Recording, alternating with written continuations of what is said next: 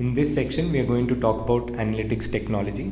We are going to talk about the most widely used tools in analytics, and we are going to talk about some of the organizations that use a lot of analytics. There are thousands of analytics tools that are available in the market. There are many free tools available in the market. There are many paid tools. There are tools that specialize in doing specific tasks, and there are tools that can do a whole variety of different tasks. So depending on what your requirement is, what your need is, the right tool may be different for different people. SAS is, of course, the 800-pound gorilla in the analytics space. SAS is the biggest player in the market. Their products are typically fairly high priced. Their licensing is fairly expensive, but they also have some of the most complete products available in the market. Their most popular products are Base SAS and SAS Enterprise Miner. Base SAS is the programming software. This is the tool that requires writing the codes in the SAS language, while Enterprise Miner is the GUI version. The Base SAS software is one of the most popular tools in the market. The Enterprise Miner, the GUI version, is not as popular because it's very, very high priced. IBM has also made a lot of acquisitions in the recent years in the analytics space.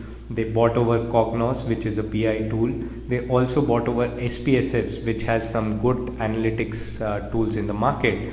So the common SPSS product is fairly popular in academia, while SPSS Clementine, which is comparable to SAS Enterprise Miner, is more popular in corporates.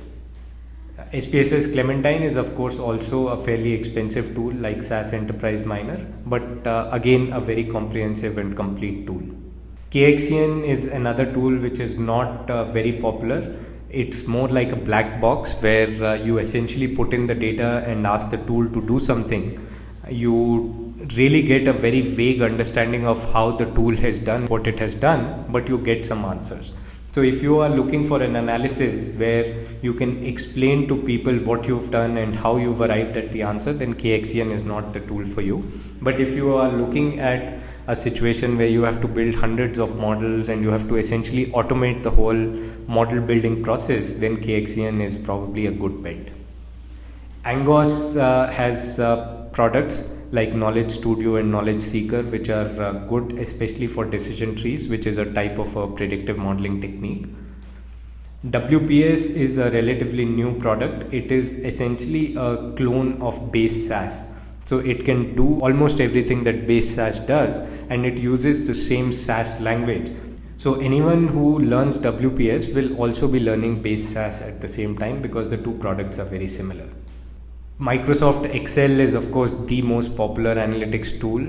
It's more of a descriptive analytics tool. It is good for analyzing data, slicing and dicing the data, not so good for building complex predictive models, but it is there in the list because it's one of the most popular and easily available tools.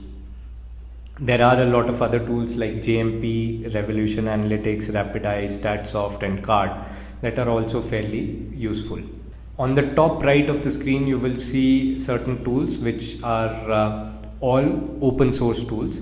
Veka used to be the most popular open source tool till about 4 or 5 years back. Now R has become the most popular open source tool. R is a fairly capable tool, and amongst all the open source tools, I think this one is the most capable tool that is available right now. And this is why R has become the most popular open source analytics tool in the world. And in a few years, it is expected to become almost as popular as SAS, if not more so. Pentaho and Hadoop are also other open source tools that are available in the market. Hadoop can be combined with R when dealing with big data analytics. So these are essentially some of the most widely used analytics tools that are available in the market. At Jigsaw Academy, we of course offer our courses in the SAS language. We use WPS to teach the SAS language, and we also have courses using R and Hadoop. Now let's come to some analytics companies, some of the companies that use analytics a lot. So we start with niche analytics companies that specialize in offering analytics services. Genpact is of course the biggest one. It employs over 4,000 people in analytics. There are other companies like Mu Sigma, which has 1,000+ people, Manthan Systems, Nabler, Crosstab, Meritus, Fractal Analytics, Latent View, Enterprise Genie, Gramener, WNS, Marketelligent. These are all small and large niche analytics companies based out of India. There are a lot of MNCs that have centers all over the world and also in India. Banks like HSBC, Citibank, Bank of America, JP Morgan, Fidelity, retailers like Tesco, Target, SuperValue, e-retailers like Amazon, eBay, Google, all of these use analytics and have analytics teams in India. Global analytics companies or consulting companies like McKinsey, Deloitte, FICO, Millward Brown, KPMG, Boston Analytics, Dun & Bradstreet, AC Nielsen, dunnhumby, IMS, IRI. These are all global analytics companies that have analytics teams in India. Indian IT companies have also woken up to the power of analytics. They've realized that if they want to move up the value chain, then they need to move into analytics. So companies like Infosys, Wipro, TCS, Cognizant, HCL, HP, iGate, all of them have started analytics. They've started offering analytics services to their clients. They are building analytics teams. Wipro, Infosys, TCS already have strong analytics teams, and the others are catching up with them. So there's a lot of demand from Indian analytics companies for analytics talent as well. And of course, now even Indian companies are waking up to the power of analytics.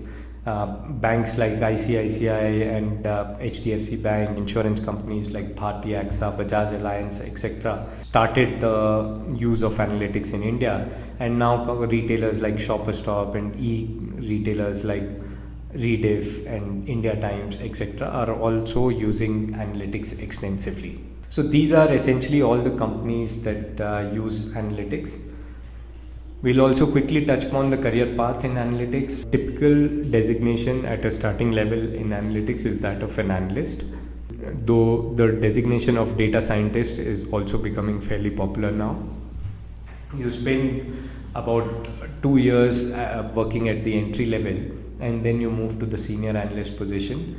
Another 2 to 4 years there, and then you move to the lead analyst or the team lead position, and from there to the manager position. So that's essentially the career path. Initially, when you start off as an analyst, you will probably be working as part of a larger team. There'll be other more experienced analysts to guide you. Most companies will want you to specialize in one particular domain, even specialize on one particular client.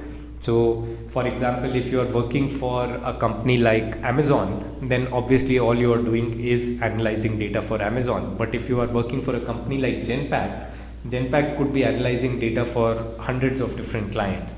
In such a case, they would typically want their new hires to specialize in one particular domain, maybe even with one particular client, build up the necessary knowledge and experience, and then move to another domain. So you spend a couple of years learning the tricks of the trade, working with more experienced analysts, then you become a senior analyst where you start either working independently or as part of another team, or even leading a team on small projects, and work for another couple of years, try to work on different kinds of problems, different kinds of data sets, different kinds of domains, build more experience, and then move into a lead role. As a lead, you could either be a subject matter expert, so you specialize in one particular field or one particular technique or one particular domain, or you could become a people manager, in which case you are leading a team of analysts working on maybe multiple projects across different clients, across different domains. So this essentially is the career path in analytics. Another important thing to think about in analytics is, of course, the salaries in this field. So the global salaries in analytics are fairly high. They are slightly higher than your typical MBA salaries. In the US and Canada, of course, the salaries are 100,000 plus. They are close to 100,000 in Australia and New Zealand. And you can see the average salaries as compiled by the KD Nuggets poll in 2012 for all different regions in the world. Specifically coming to India, analytics salaries in India have increased tremendously in the last 5 to 6 years. The starting salaries used to be between 2 to 3 lakhs in 2004. Now they are anywhere between 6 to 10 lakhs. And as you move up, the salaries move from 6 to 10 lakhs for an analyst to 8 to 12 lakhs for senior analyst, 10 to 14 lakhs for a lead analyst and up to 20 lakhs for a manager. So this is essentially all about the technology being used in analytics, the companies that are using analytics, and a little bit about the career path and salaries in analytics.